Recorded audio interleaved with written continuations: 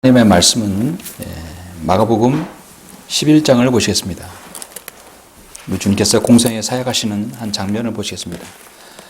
마가복음 11장입니다.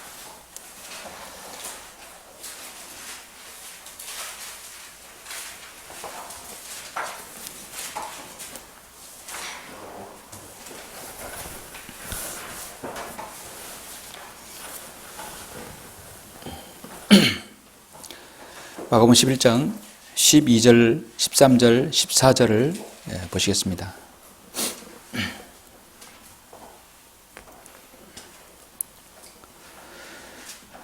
그 다음 날 그들이 베다니에서 나왔을 때 주께서 시장하신지라 저쪽에 잎이 있는 한 무화과 나무를 보시고 거기에 무언가 있을까 하여 가 보셨으나 잎사귀 외에는 아무것도 찾지 못하였으니 이는 무화과의 때가 아직 아니기 때문이라.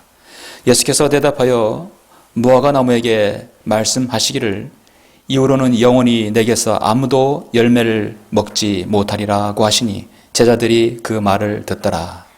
아멘. 베다니에서 있었던 일인데요. 이 부분을 통해서 오늘 말씀을 전하겠습니다. 자, 오늘 이 말씀을 위해서 잠시 기도드리겠습니다. 자비로우시고 은혜로우시며 한량없이 저희들을 사랑해 주시는 아버지 하나님 감사를 드립니다. 예수 그리스도의 보혈로 구원받은 사랑하는 지체들 이렇게 원근 각처에서 불러 모아 주시고 이 귀하고 아름다운 장소에서 영과 진리 가운데 주님을 경배하며 이렇게 하나님의 말씀 앞에 우리 모두가 서게 됨을 감사합니다. 하나님께서 저희 모든 각인들에게 하나님의 은총과 은혜 가운데 구원받게 해주시고 이제 저희들 이 지역교회 안에 불러 모아주셔서 주님을 섬기게 해주십니다. 여기 있는 모든 성도들이 각자의 그 부르심은 하나님의 고귀한 부르심이었습니다. 이제 주님께서 이 교회 안에 부르셔서 하나님께서 전한 독립친노에게 사역을 행하게 해주시고 이 사역을 통해 영광받게 됨을 감사합니다. 이제 주님께서 다시 오실 그날까지 저희들이 주님 앞에 많은 열매들로 주님께 드리길 원합니다. 그러나 우리 인생에서 많은 마귀의 방해들과 어려움들이 있습니다. 그 모든 어려움들에서 우리가 잘 이겨내고 주님께서 우리를 부르실 때 우리가 하나님 앞에 귀한 열매들로 하나님께 영광 돌릴 수 있도록 인도하여 주십시오. 오늘 본문 말씀 마가복음을 통하여서 우리에게 주시는 귀한 영적 교훈이 무엇인가를 알기 원합니다. 성령님께서 잘 이해할 수 있도록 우리에게 함께 해주시고 또 조명 허락해 해주시길 원합니다. 저와 성도들에게 이해하기 쉽고 깊은 감명의 말씀을 전할 수 있도록 주님께서 인도해 주십시오. 모든 것을 주님께 영광 돌리오며 주 예수 그리스도 이름으로 기도드렸습니다. 아멘. 저 마이크 켰어요? 마이크? 오늘 오전 하나님의 말씀은 무화과 나무를 통한 교훈이라는 말씀으로 전하겠습니다. 무화과 나무를 통한 교훈입니다. 여러분들은 과일을 좋아하십니까? 대부분 과일을 다 좋아하시죠. 유난히 과일을 안 먹는 사람도 있긴 있습니다만 옛날에는 쉽게 볼 수는 없었지만 요즘에는 동남아 지역에서 나오는 열대 과일을 슈퍼에 가면 마트에 가면 어디선지 여러분 살 수 있습니다. 열대 과일을 냉동시켜서 지금 이렇게 여러분 살 수 있는 것입니다. 여러분 무화과 열매를 여러분 드셔보셨습니까? 이제 좀 있으면은 길거리에서도 요즘 무화과 열매 또 마트에서도 파는 걸 볼 수 있습니다. 과거에는 여러분 맛보기 어려운 열매가 무화과 나무 열매입니다. 무화과 나무는 장미목에 해당해서 이제 뽕나무과에 속한 나무로 주로 원래 지중해에서 특히 이스라엘에서 많이 나오죠. 아시아 서부에서 분포합니다. 요즘에 우리나라는 경상남도나 또 전라남도에 저 남쪽 지방에서도 또 온실에서도 재배를 합니다.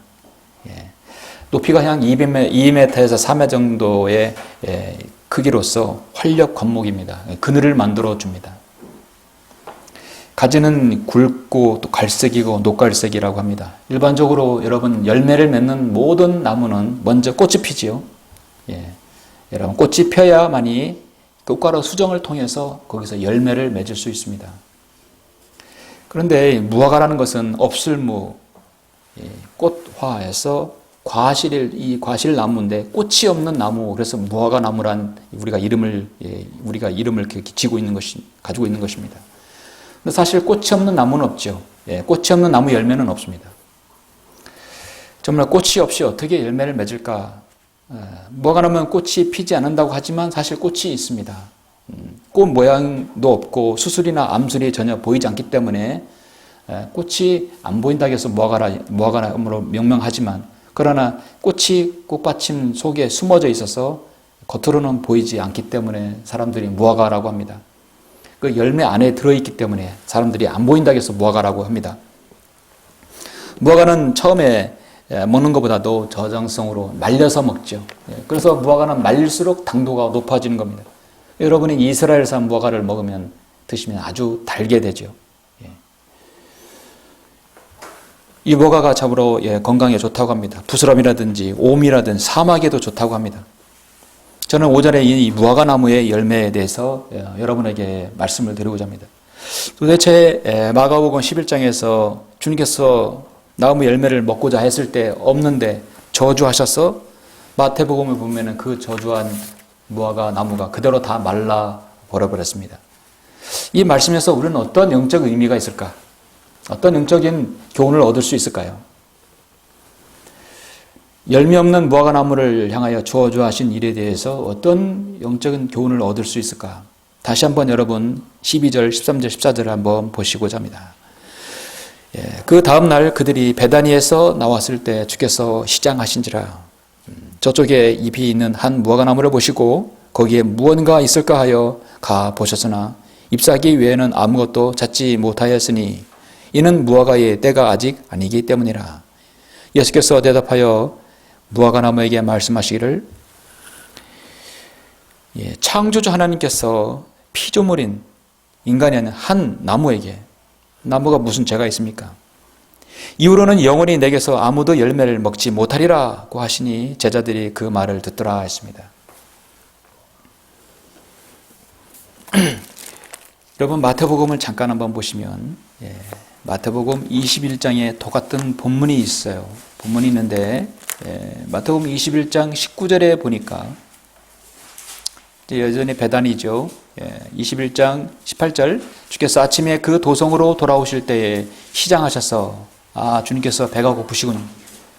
길가에 있는 한 그루의 무화과 나무를 보시고 그 나무에 가셨으나 잎사귀 외에는 아무것도 찾지 못하시자 그 나무를 향하여 말씀하시기를 이제부터 내게서 영원히 열매를 맺지 못할 것이라고 하시니 그 무화과 나무가 곧 말라버리더라.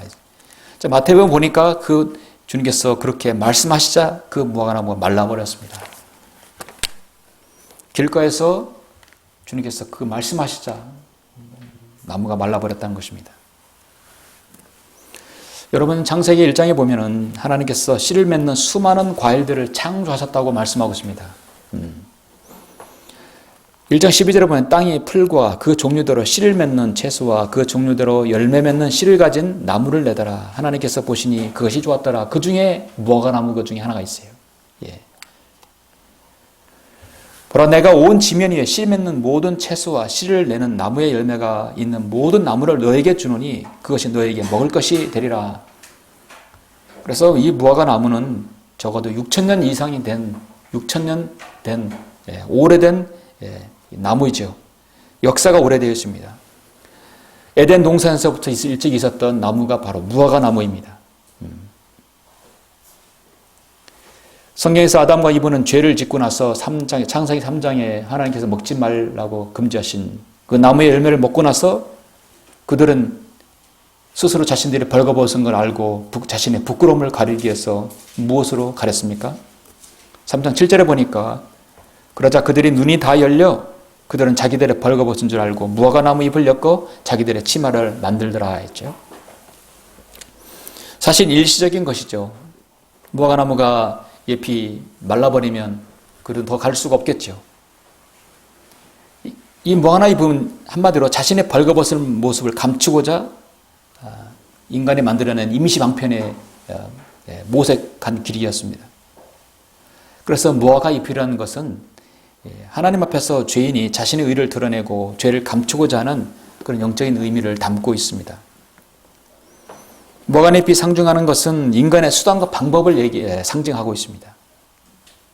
죄는 여러분 하나님께 자백하고 또 용서를 구해야 용서를 받을 수 있지요. 일시적으로 무화과나무 잎처럼 가릴 수는 없는 것입니다. 햇볕에 의해서 말라버리면 더 이상 할 수 없는 것이에요. 주님께서는 자신의 피로 우리의 죄들을 가리지 않고 이미 그걸 완전히 제거해 버리셨습니다. 그래서 그런 사실을 믿고 우리가 주님만 영접하면 구원받습니다. 너희 믿음의 결과 너희 혼들의 구원을 받음이라 말씀하고 있습니다. 인간의 구원을 받으려면 내가 어떻게 하고 내가 어떻게 무엇을 하는 것이 아니라 하나님께서 이루어 놓으신 일을 하는 것입니다. 그것이 바로 기준입니다. 아담과 이브가 무화과 잎으로 자신을 가린 것은 자신의 힘, 자신의 생각으로 죄들을 가려버린 것하고 동일하죠. 율법주의 시초와 인본주의의 첫 시도였던 것이었습니다. 그리고 나서 자신들의 죄를 회피합니다. 우리 그리스도인이 성경을 통해서 알아야 할 나무가 있는데요. 성경을 통해서 보면 이스라엘을 상징하는 세 가지 나무가 있습니다. 포도나무가 있죠. 당연하죠. 하나님께서 이투에서 포도나무를 뽑아서 가나안 땅에 심었다고 에스겔에서 말씀하고 있죠. 구약의 여러 부분에서 포도나무를 비유를 통해서 또 주님께서 포도나무 비유를 또 공생의 사역에 말씀하셨습니다. 그리고 기름을 내는 올리브나무입니다. 올리브나무가 있습니다. 그리고 오늘 본문의 무화과나무입니다. 무화과나무는 창세기뿐만 아니라 주님께서 공생의 사역하시면서 나오는 그래도 자주는 아니지만 중요하게 언급되는 나무가 바로 무화과나무입니다. 오늘 본문도 무화과나무입니다. 무화과나무는 때로는 성경적으로 이스라엘이 자신의 고토로 돌아와서 그들의 고난에서 구출을 받아서 이스라엘의 완전한 회복을 상징하는 나무로도 성경에서 말씀하고 있습니다. 때로는 영적인 의미로 오늘 본문 말씀과 같이 하나님께서 청지기에게 일을 맡기시고 나중에 결과를 찾으시는 주님의 책망과 또 칭찬에 대한 영적 교훈이 바로 여기에 있습니다. 오늘의 핵심적인 말씀입니다. 당시 상황은 예수님께서 종료주일에 지키고 지금 종료주일을 지난 다음에 예루살렘에 입성을 합니다. 그리고 그날 저녁에 이제 베다니아에서 묵으시고 다음 날 이제 나오시는 장면 아침입니다. 아마 주님께서는 아침을 안 드셨던 것 같아요. 그래서 시장하시다고 말씀하고 있습니다. 자, 오늘 본문을 통해서 얻을 수 있는 교훈이 무엇인가? 두 가지를 여러분에게 저는 말씀을 드리고자 합니다. 무화과나무를 통해 얻을 수 있는 교훈은 첫 번째는 인생에 있어서는 자신의 때가 아니라 주님의 때에 모든 것을 결산해야 할 날이 있음을 성경은 말씀하고 있습니다. 자, 인간은 어떤 때가 있어요. 자신의 때가 있는 것인가, 하나님의 때가 있는 것인가 잘 분별해야 되겠죠. 자, 여러분의 인생은 여러분의 것입니다. 여러분이 계획을 짜고 여러분이 주관하고 여러분이 시간을 내서 여러분이 실행합니다. 그러나 그 모든 것을 이루는 때는 하나님의 때가 있다는 것입니다. 13절에 여러분 보시면 주님께서 시장하신지라 했어요. 저쪽에 잎이 있는 한 무화과나무를 보시고 거기에 무언가 있을까 하여 가 보셨으나 주님께서 친히 사람들이 아무렇지도 않게 여기고 거들떠보지도 않는 길가에 있는 한 무화과나무에 직접 가셨다. 잎사귀 외에는 아무것도 찾지 못하셨으니 이는 무화과의 때가 아직 아니기 때문이라 말씀하고 있습니다. 모든 것은 때가 있습니다. 근데 그 기준이 주님이라는 것이죠. 하나님이라는 것입니다. 하나님께서 여러분을 부르실 때가 있으십니다. 그리고 하나님께서 그 부른 것을 종료할 때가 있습니다. 자, 우리는 이 세상에서 나와 있고 이 세상에서 올라갈 때가 있죠. 우리는 늘 대비해야 합니다. 어떤 때는 하나님께서 이제 마지막 때 우리 전체를 하나님께서 불러 모으실 때가 있는 반면 여러분을 개별적으로 부르실 날이 있습니다. 그래서 로마서 1장 6절에서 우리는 모두 주님의 부르심에 응답한 사람들이라 말씀하고 있습니다. 너희도 예수 그리스도의 부르심을 받은 자들이라고 로마서 1장에서 말씀하고 있죠. 그분의 목적에 따라 부르심을 받은 자들에게는 모든 것이 합력하여 선을 이루니라 말씀하고 있습니다. 그러나 하나님의 부르심에 응답하지 않고 자신의 시간과 기준에 맞추고 살게 되면 어느 날 주님께서 우리를 호련히 부르실 때 우리가 그동안 가지고 섬기고 있던 모든 것을 다 주님 앞에 내어놓아야 합니다. 하나님의 부르시면은요, 하나님께서 우리의 사정을 봐주지 않습니다. 하나님의 기준과 하나님의 입장이 서야 합니다. 자, 보시면 그 전에 있었던 그 전날에 있었던 상황이 어떠시냐면, 여러분 어떠냐면 1절에서부터 6절을 먼저 보시겠습니다. 그들이 예루살렘에 가까이 와서 올리브산 근처 게파게와 베다니에 이르렀을 때 주께서 제자들 가운데 둘을 보내시며 그들에게 말씀하시기를 너희 맞은편 마을로 가라. 마을에 들어서자마자 아무도 타보지 않는 매어있는 나귀 새끼 한 마리를 보리니 풀어서 끌고 오너라. 아무도 타보지 않은 나귀 새끼는 지금 주님께서 내가 쓰시겠다는 겁니다. 기준이 하나님이에요. 만일 누가 너희에게 말하기를 어째야 이렇게 하느냐고 하면 주께서 그것을 쓰신다고 말하라. 그러면 즉시 그 사람이 그것을 여기로 보내리라고 하시더라. 그래야 그들이 가서 사거리 문 밖에 나귀 새끼가 메어 있는 것을 보고 그것을 풀더라. 그때 거기에 서 있던 사람 몇 사람이 그들에게 말하기를 너희가 나귀 새끼를 푸니 무슨 짓이냐고 하자 제자들이 예수께서 일러주신 대로 그들에게 말하니 그들이 허락한지라. 자, 아무도 타보지 않은 나귀 새끼는 본인 것도 아니죠. 그러나 하나님께서 그걸 쓰시겠다 했을 때는 모든 피조물은 그것에 순종할 수밖에 없는 것입니다. 자, 그 주인조차도 그들을 허락했다는 것입니다. 전도서에 보면 모든 것은 하나님께서 창조하시고 하나님께서 관장하시기 때문에 모든 것의 운행은 하나님의 기준에 달려있다고 말씀하고 있습니다. 모든 것은 기준이 하나님께서 정하신다. 전도서 3장 1절에 하늘나라의 모든 것에는 시기가 있고 모든 목적에는 때가 있으니 태어날 때와 죽을 때, 심을 때와 심긴 것을 뽑을 때며 죽일 때와 치유할 때, 치유시켜줄 때, 허를 때와 지을 때요, 울 때와 웃을 때, 애도할 때와 춤출 때며 돌들을 던질 때와 돌들을 함께 모을 때, 안을 때와 아는 것을 그만둘 때, 얻을 때와 잃을 때, 간수할 때와 버릴 때, 찢을 때와 깨맬 때요, 침묵을 지킬 때와 말할 때라. 사랑할 때와 미워할 때요, 전쟁의 때와 평화에 따라. 자, 모든 것은 때가 있어요. 자, 이 무화과나무가 언제 심은지는 모르지만 주님께서 지금 이 열매를 차고자 했을 때 이 무화과나무는 열매가 지금 없었어요. 열왕기하 20장에 보면 히스기야가 병이 들었어요. 아직 자기 딴에는 이스라엘을 충분히 더 통치할 수 있다고 생각했지만 하나님께서 어느 날 아모스 선사를 불러서 이렇게 전하라. 주가 이같이 말씀하시니라이다. 내 집을 정리하라. 내가 줄 것이요 살지 못하리라 했어요. 어느 날 아침에 청청병야 같은 선지자의 말을 들었을 때 히스기야는 눈물로 기도했을 때 생명을 연장받았죠. 자, 기준은 하나님이.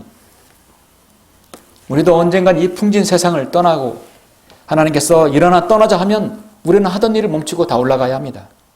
그리고 나서 우리는 그리스도 심판자 앞에 서야 합니다.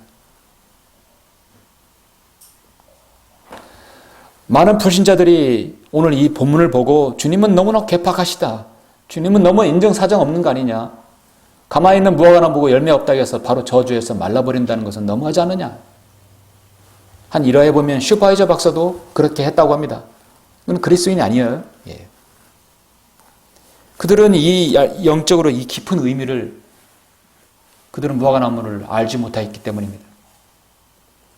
불신자들은 예수님께서 너무도 괴팍하신 것이 아닌가. 무화과의 때가 아님에도 무화과의 나무에게 가서 열매를 구하는 것은 어불성설이 아닌 것인가. 아무리 창조 하나님이시지만 너무한 거 아닌가. 그렇게 말라버리시게 할 수 있는가? 그렇게까지 할 수 있는 것인가? 오해할 수도 있습니다. 우리는 오늘 본 말씀을 통해서 무화과나무에 대해서 좀 알 것이 있습니다. 이스라엘에서 무화과는요, 이 우리나라의 기후하고 완전히 다릅니다. 여러분, 지중해성 기후이죠. 지중해성 기후는 항상 건기와 우기가 있어요. 1년에 보통 건기 4월부터 시작해서 우기 10월까지 무화과나무는 열매를 총 5번의 열매를 맺습니다. 순차적으로 쫙 열매를 맺어요. 무화과나무 잎은 12월경에 모두 다 떨어집니다. 그래서 그 이스라엘 나라의 12월은 우리의 12월하고 달라요. 무화과나무의 12월에 모두 떨어져서 3월경에 새 잎이 나오기 시작합니다. 이제 우리도 보통 3월달에 새 잎이 나오지만, 그런데 새 잎이 나오자마자 그 이파리 밑에는 작은 손톱만한 체리만한 무화과가 열리기 시작해요. 이렇게 시기에 맞지 않게 새 잎이 돋아나면서 무화과가 동시에 열려버리는 나무가 그 열매가 바로 일명 겨울 무화과 나무 열매입니다. 그래서 1년 중에 가장 첫 번째 열리는 무화과 열매가 바로 히브리어로 파게라고 합니다. 파게. 그래서 이 파게는요, 상품 가치가 없어요. 그냥 놔두었다가 배가 고플 때 지나가는 사람 아무라도 그거 따먹을 수 있게끔 해두는 열매입니다. 그 다음에 두 번째 열매는 바로 히브리어로 테에나라고 하죠. 트안이라고 하는데 테에나라고 합니다. 그래서 첫 번째 열매 파게 말고 테에나부터 상품 가치가 있어서 그건 아무나 따먹으면 안 됩니다. 주인 외에는 딸 수가 없어요. 첫 번째 열매는 파게는 누구나 배고프면 따먹을 수 있게끔 만들어 놓은 것이죠.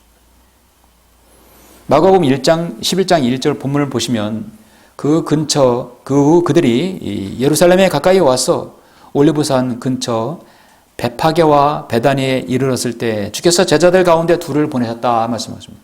주님께서 계신 곳은 지금 베파게 베다니에 이르렀다 말씀하고 있어요. 여러분, 베파게가 뭐냐면 파게, 무화과의 첫 열매들이 많이 나오는 곳이라고 해서 베파게라고 했고요.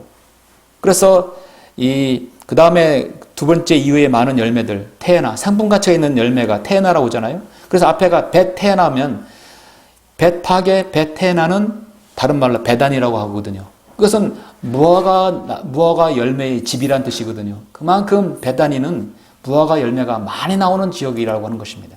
그 이름 그대로 어디서든 무화과 열매를 먹을 수 있는 곳이에요.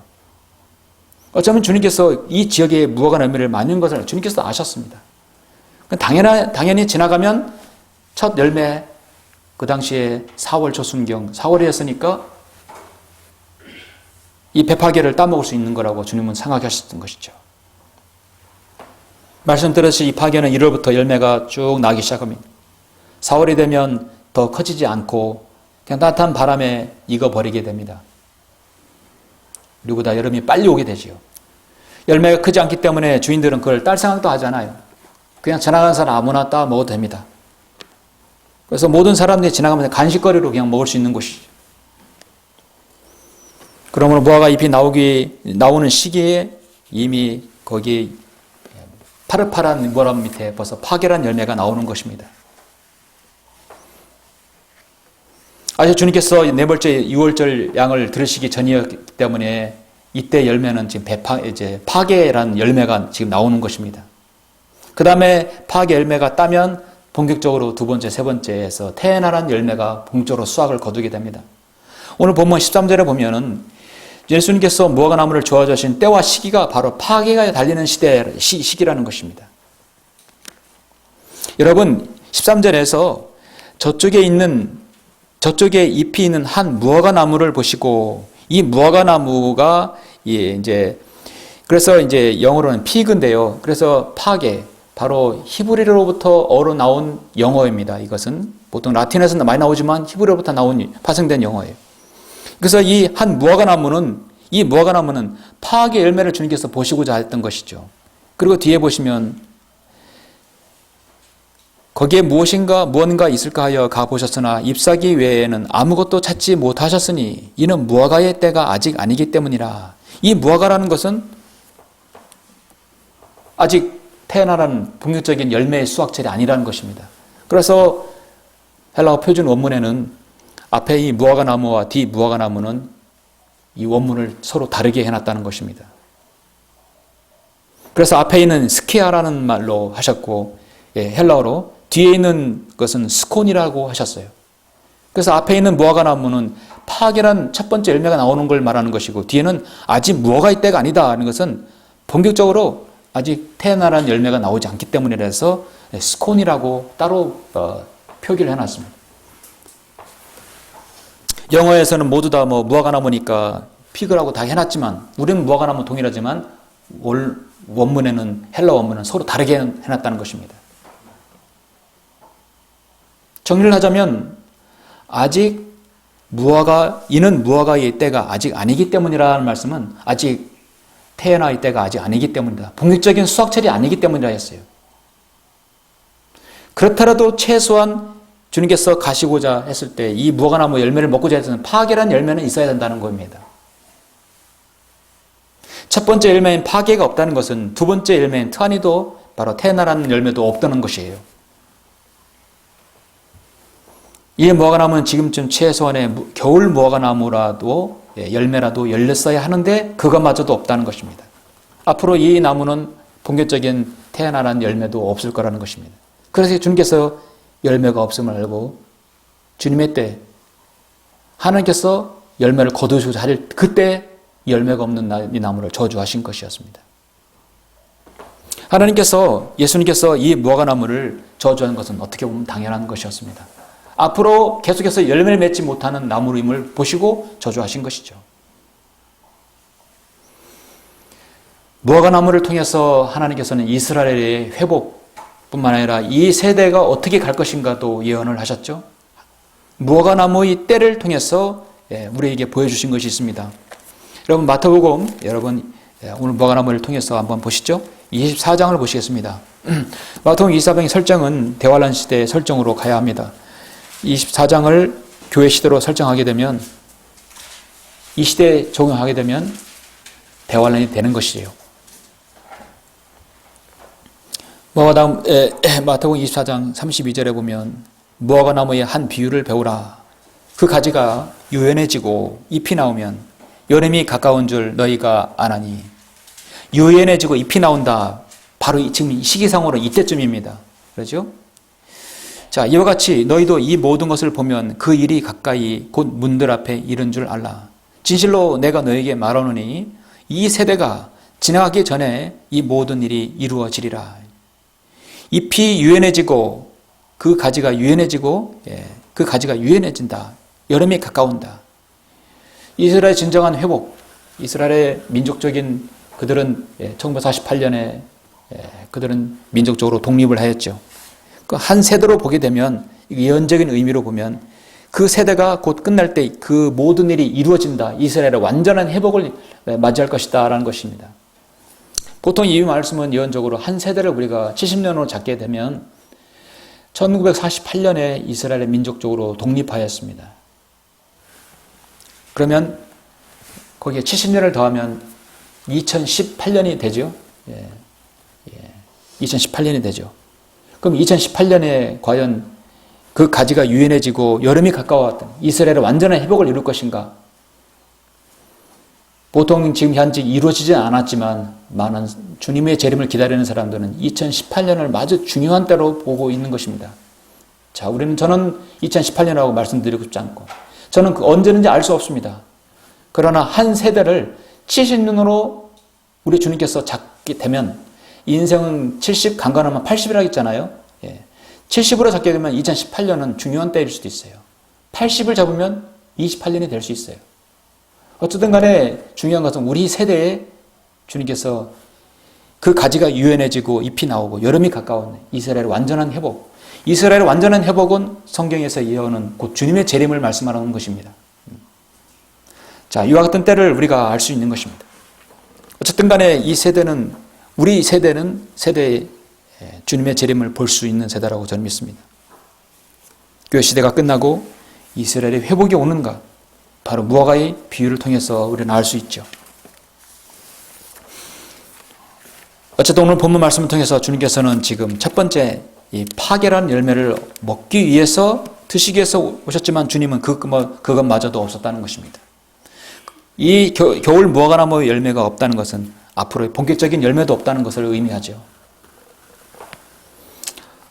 하나님께서는 우리에게 때를 허락해 주셨고 그 때를 하나님께서는 기다리셨습니다. 기다렸는데 우리가 하나님께 드릴 열매가 없으면 안 되겠죠. 무화과나무를 통한 교훈은 두 번째는 열매가 없으면 결국 말라버릴 수밖에 없다는 것입니다. 14절을 보니까 예수께서 대답하여 무화과나무에게 말씀하시기를 이후로는 영원히 내게서 아무도 열매를 먹지 못하리라고 하시니 제자들이 그 말을 듣더라. 마태복음에서는 그것이 말라버렸다고 말씀하고 있습니다. 지금 여러분 마가복음 11장에서 그 전날의 상황은 어떻습니까? 아무도 타보지 않는 마귀를 가져와서 그들은 7절에 보니까 제자들이 그 나귀 새끼를 예수께 끌고 와서 그 위에 자기들의 겉옷을 편히 죽여서 그 위에 다시더라. 많은 사람이 자기들의 겉옷을 길에 펴고 또 어떤 사람들은 나뭇가지를 꺾어서 길에 깔더라. 사람들이 앞서 가고 뒤따르며 소리질러 말하기를 호산나, 주의 이름으로 오시는 분은 복이 있도다. 주의 이름으로 오시는 우리의 조상 다윗의 왕국은 복이 있도다. 지극히 높은 곳에서 호산나.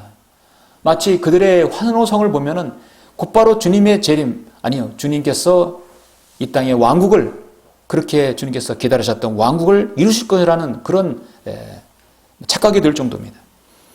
이스라엘의 유대인의 민족적으로 우리의 조상 다윗의 왕국이 복이 있도다. 주님께서 이루시는 왕국이 진짜 실현될 것으로 될 것처럼 그렇게 믿어집니다. 그런데 여러분, 이 무리들이 어떤 무리들입니까? 우리에게는 왕이 없다, 우리에겐 카이사르에게는 왕이 없다고 예수 그리스도를 십자가에 못 박으라고 넘겨주던 자들이 되어버렸어요. 예루살렘 입성할 때는 주님은 왕으로 입성하는 것처럼 보였지만 여러분, 마가복음 11장 이후는 계속해서 그들의 거부가 이어집니다. 그 주위에는 이선자들인 서기관과 바리새인들이 시계와 냉덕 속에서 진을 치고 있습니다. 그렇게 환호하던 사람들은 예수 그리스도를 향해서 십자가에 못 박으라고 로마에게 넘겨주라고 했어요. 그렇게 환호하던 예루살렘과 그 백성 안에서는 믿음을 찾아볼 수 없는 백성이 되어버렸습니다. 주님께서 무화과나무를 심판하신, 저주하신 이유는, 의미는 뭐냐면 이스라엘의 지도자를 향한 간접적인 심판과 경고입니다. 쉽게 달아오르고 쉽게 사그라드는 냄비 같은 근성 가진 유대인들을 향한 강한 질책이라고 할 수 있죠. 구약의 성경에 보면 무화과나무에 대해서도 주님께서 여러 번 선서를 통해서 언급했습니다. 열왕기상 4장 25절에 보면 유다와 이스라엘이 솔로몬의 평생 동안 단에서부터 브엘세바에까지 각자 자기 포도나무와 무화과나무 아래서 안전하게 거하였더라. 무화과나무가 열매를 맺고 포도나무가 열매를 맺을 때는 이스라엘이 곧 번성한다는 의미거든요. 그때의 상황은 매우 안정적으로 왕국이 번영한다는 의미입니다.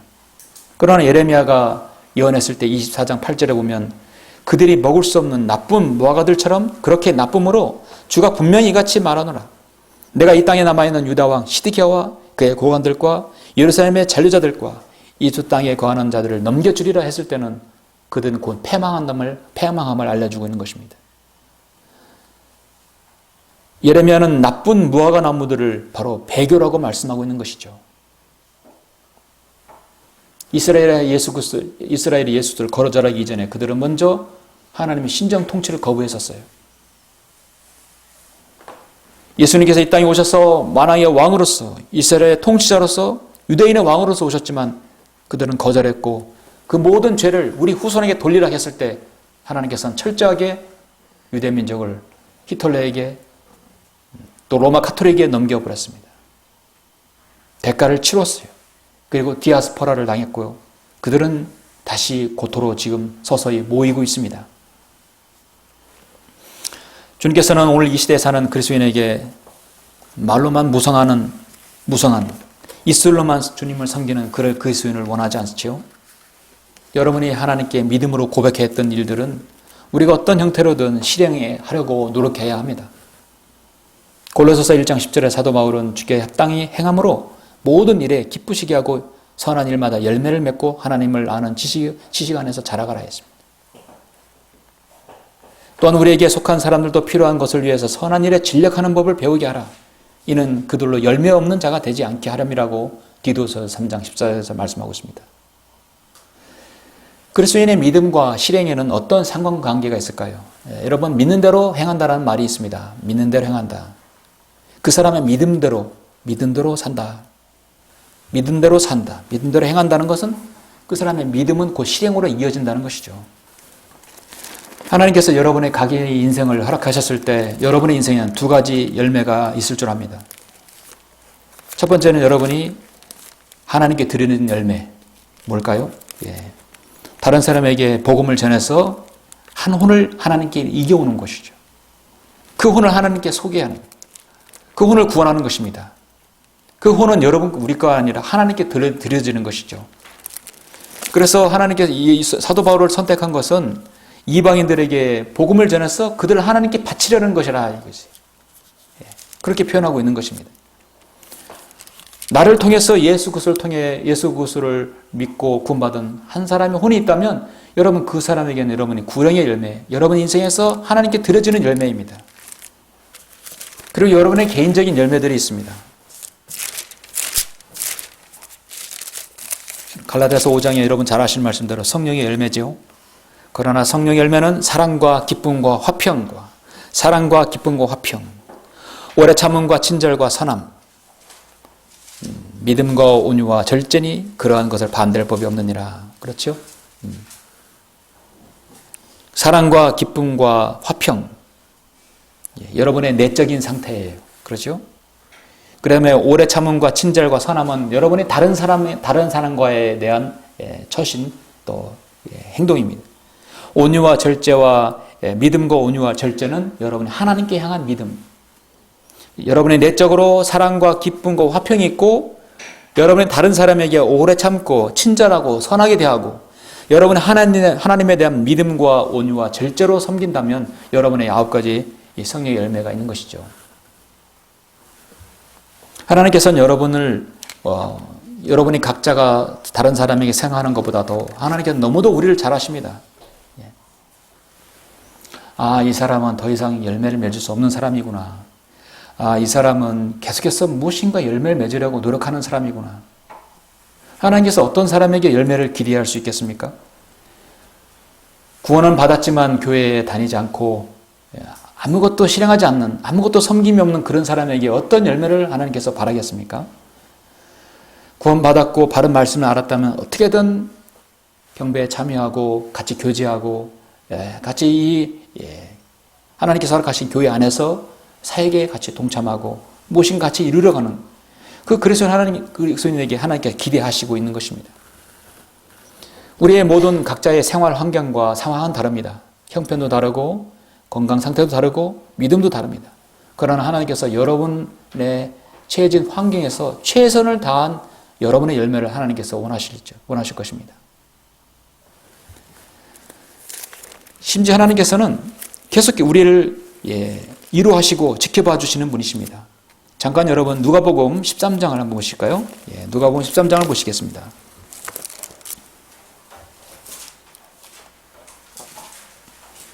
여기에 또 한 번의 무화과나무의 비유가 있습니다. 13장 6절에 보면 주께서는 또 이런 비유를 말씀하시더라. 어떤 사람이 자기 포도원에 무화과나무 한 그루를 심은 후에 와서 그 나무에서 열매를 찾았으나 아무것도 얻지 못한지라. 포도원에 무화과나무를 심었대요. 포도원에 포도를 심은 게 아니라 무화과나무를 심었습니다. 자, 하나님께서 허락하셨어요. 그가 포도원 지기에게 말하기를 보라, 2, 3년 동안 내가 와서 이 무화과나무에서 열매를 찾으나 얻지 못하니 잘라버리라. 어찌하여 쓸데없이 땅만 버리느냐. 그 포도원 지기가 주인에게 대하여 말하기를 주여 금년만 그대로 두소서. 그러면 내가 그 주위를 파고 거름을 주리이다. 만일 열매를 맺으면 좋거니와 맺지 아니하면 그때는 잘라버리소서라고 하였노라. 하나님께서는 그것도 기다리신다는 얘기예요. 포도원에 무화과나무를 심는 것은 하나님께서 그것까지 허락하셨고 1년만 더 금년만 더 기회를 달라고 해서 하나님께서 허락하신 것이죠. 우리가 이 땅에서 생존하고 주님을 섬기는 때는 우리는 1년인지 2년인지 정말 마태복음 24장 말씀처럼 2018년인지 우리는 알 수 없습니다. 그러나 우리가 살아있는 동안은 하나님께서 우리에게 주신 유예 기간이라고 봅니다. 우리가 구원받은 이후에 주님을 섬길 수 있는 기간은 우리가 무엇인가 열매를 맺을 수 있는 기간입니다. 의식주를 위해서 열심히 살아가는 건 세상 사람도 마찬가지예요. 우리도 열심히 살아가잖아요. 열심히 땀 흘려 일하고 열심히 실 신고 우리 열심히 땅을 거두고 열심히 일하고 열심히 운전하고 다 열심히 삽니다. 그건 세상 사람들 동행이란 겁니다. 그런 상황에서 우리가 하나님께 열매를 드리고 우리 자신에게 열매를 맺는 그런 생애가 있다 한다면 얼마나 하나님께서 가치 있게 보시겠습니까? 그래서 그리스도인은 간증을 드러내는 사람이어야 합니다. 바른 말씀이 우리에게 있고 바른 믿음이 있다 한다면 우리에게 열매가 있어야 되는 것이죠. 주님께서는 언젠가 우리가 구원받고 난 이후에 어떻게 우리 자신의 믿음의 나무를 심었는지 그리스도 심판상 앞에서 보실 것입니다. 우리는 그때는 구원의 영원한 보장을 받았기 때문에 영원한 주님으로부터 이 무화과나무가 저주받은 것처럼 저주받지는 않아요. 흑암에서 던져버리라 해서 우리가 울며 이를 갈고 있으리라는 그 말씀 우리에게 해당하지는 않습니다. 그러나 우리가 상급을 잃어버리게 되겠죠. 주님 앞에 아무것도 내어놓을 곳이 없을 때 천연왕국에서 우리는 무료함으로 천연을 보낼 수도 있습니다. 그러나 우리는 기회가 있습니다. 왜냐하면 지금부터라. 가장 늦을 때가 바로 지금입니다. 지금 우리는 기회가 있습니다. 여러분 자신에 있어서 생애에 있어서 어떤 열매로 하나님께 영광을 돌리기를 원하십니까? 사랑하는 성도 여러분, 이 세상 사람들은 실수로 만들어진 사람이 하나도 없어요. 모두 다 하나님께서 그 생명을 허락하였기 때문에 이 땅에 우리가 나온 것입니다. 하나님의 허락하심이 없으면 이 생명, 이 땅에 어떤 생명도 공중에 나는 잠자도 떨어지지 않는다고 말씀하고 있어요. 문제는 죄와 저주 가운데 우리는 파멸될 수밖에 없는 그런 인생이었습니다. 비극이죠. 이 땅에 나왔는데 하나님께서 허락하신 생명이었는데 하나님을 알지 못하고 죽어버린다면 지옥에 가는 거예요.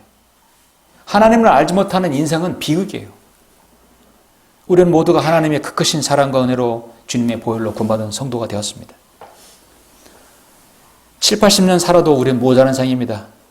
7, 80년 온전히 하나님께 그 은혜와 기쁨, 하나님의 은혜를 갚으려고 한다면 갚을 수가 없어요. 그러나 주님께서 오늘 말씀을 통해서 무엇인가 열매를 맺기를 원하시는 것입니다. 목적 없이 사는 그리스도인이야말로 얼마나 안타깝게 여기 하나님께서 보시겠습니까? 중동 지역에서 가장 잎이 크고 그늘을 잘 만들어주는 나무가 무화과 나무라고 합니다. 무화과 나무 그늘 아래에서 쉬는 것은 어떻게 보면 평안을 얻는다고 할 수 있지만 주님께서 열매가 없는 나무라면 그거는 저주할 수 있다는 것이죠. 아무런 필요가 없다는 것입니다. 왜냐하면 인간에게 이 땅에서의 수고와 평안은 안식과 평안은 늘 한정적이기 때문입니다. 잠깐이에요. 주님께서는 나무 잎을 원하는 것이 아니라 열매를 원하는 것이었습니다. 결론적으로 오늘 우리는 무화과나무를 통한 교훈에서 무엇을 얻을 수 있겠습니까? 주님께서는 주님의 때, 자신의 때 언제라도 자신의 것을 찾을 수 있고 회수할 수 있습니다. 여러분은 통장에 있는 돈이 있다면 여러분이 원하는 때 언제든지 찾을 수 있어요. 은행은 줘야 합니다. 내가 맡긴 것이기 때문에 이자를 주면 됩니다. 바로 찾을 수 있습니다. 하나님께서 여러분에게 그동안 어떻게 섬기는지 보자 했을 때 결산할 때가 온 것입니다. 히들과 목사님도 그 95년의 생을 살고 그 모든 걸 다 마치고 올라가셨죠. 하나님께서 부르신 것이죠. 열매 없는 무화과나무는 말만 무성하고 열매 없는 이스라엘을 상징하는 것이기도 합니다. 즉 개별적으로 여러분을 부르셨으면 여러분은 또 전체를 부르실지 개별적으로 부르실지는 모릅니다. 주님을 거부하는 이스라엘 백성들, 유대인들 아직도 그들은 거부합니다. 그런 여전히 바리새인 서기관과 같은 사람들입니다. 경건의 모양은 있으나 전혀 열매가 없는 사람들입니다. 그들은 이제 그들의 에 대해서 하나님께서 갚아주실 날이 있겠죠. 무화과나무 열매는 잎이 동시에 맺어지는 식물이죠. 아까 말씀드린 파계라는 열매는 이제 3월 달에 새순이 돋을 때 벌써 열매가 맺는 것입니다. 그러니까 잎과 열매가 동시에 맺어지는 식물이죠. 잎이 무성하다면 열매도 무성하다는 것이죠. 여러분 이건 무엇을 의미합니까? 내가 주님을 사랑한다고 한다면, 내가 기도한다고 한다면 하나님의 말씀을 또 실행해야 하는 것입니다. 내가 주님을 사랑한다고 한다면 사랑하는 만큼 무엇을 하나님께 사랑의 표현을 해야 하는 것이죠. 동시에 주어지는 것입니다. 하나님에 대한 믿음이 있다면 믿음의 실행이 있어야 되는 것이죠. 주님 사랑합니다 하고 아무것도 하지 않으면 안 되겠죠? 하나님께 내가 어떻게 하겠다고 기도하였으면 기도한 대로 해야 할 것입니다. 무화과나무의 잎과 열매가 동시에 있다는 것은 우리의 모든 것은 말뿐만 아니라 행위까지 동시에 이어져서 열매를 맺어야 한다는 것입니다. 예수님께서는 오늘 무성한 무화과나무를 저주하신 것은 처음부터 열매 맺지 않는 나무인 걸 주님은 알았기 때문에 그걸 잎만 무성한 나무를 그렇게 주님께서 그렇게 명명하신 것이었습니다. 우리가 매일 주님의 재림을 손꼽아 기다리는 것은 참으로 아름다운 믿음입니다. 우리가 그러기까지 이 땅의 순례자의 삶을 살면서 이 세상은 내 집이 아니라 우리의 집은 저 낙원 셋째 가야 할 곳이 있다. 주님께서 아름다운 저택을 마련해 주셨다는 것을 알고 우리가 주님의 신부로서 그날을 기다리고 고대하며 또 소망하며 주님을 섬겨야 할 것입니다. 한편으로는 이제 우리가 주님의 종으로서 청지기로서 결산할 날이 멀지 않았음을 우리가 잘 알아야 할 것입니다. 입만 무성하고 말로만 섬기는 것이 아니라 우리가 진짜 실행함으로써 섬기는 우리 모든 그리스도인이 되시길 간절히 바랍니다. 기도하시겠습니다.